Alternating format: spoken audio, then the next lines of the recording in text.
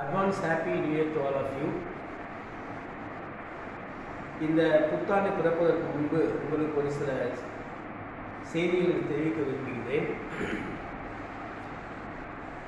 மனித வாழ்க்கை என்பது அர்த்தமுள்ள ஒன்றாக இருக்கும் என்றால் அதற்கு அவசியம் அன்பு, கருணை, பரிவு, இரக்கம். நாம் பிறரிடம் அன்பு செலுத்தும் போது அவர்கள் தேவையை உணர்ந்து அறிந்து நாம் உதவும் பொழுதுதான் நமது வாழ்க்கையின் முழு அர்த்தம் தெரிகிறது.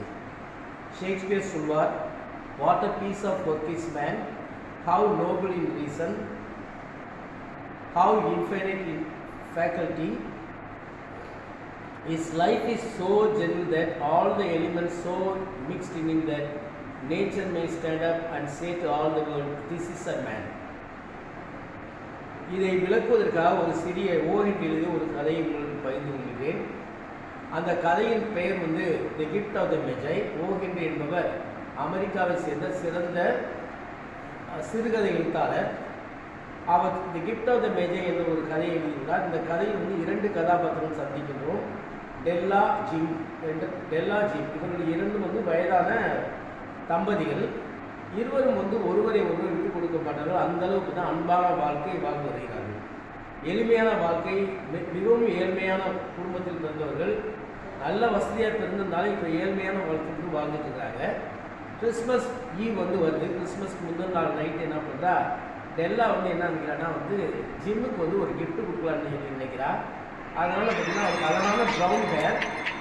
அந்த அழகான ப்ரௌன் ஹேர் இருக்கிறதுனால அவள் என்ன பண்ணுறாங்க, அந்த ப்ரௌன் ஹேரை போயிட்டு விற்றுட்டு ஏன்னா அதை வரக்கூடிய பணத்தை வாங்கி ஒரு பிளாட்டினம் செயின், ஏன்னா ஜிம் ஒரு கோல்டு வாட்ச் வச்சுருக்கா, அதுக்கு சரியான பிளாட்டினம் செயின் இல்லாதனால ஒரு பிளாட்டினம் செயின் வாங்கி கொடுத்தோம்னா சர்ப்ரைஸாக இருக்குது. நம்ம ஜிம்மு சந்தோஷப்படுவான் அப்படின்னு சொல்லி லிஸ்ட்டு என்ன பண்ணுறா, கிளம்பி நல்லா ட்ரெஸ் பண்ணிவிட்டு கிளம்பி போகிறான்.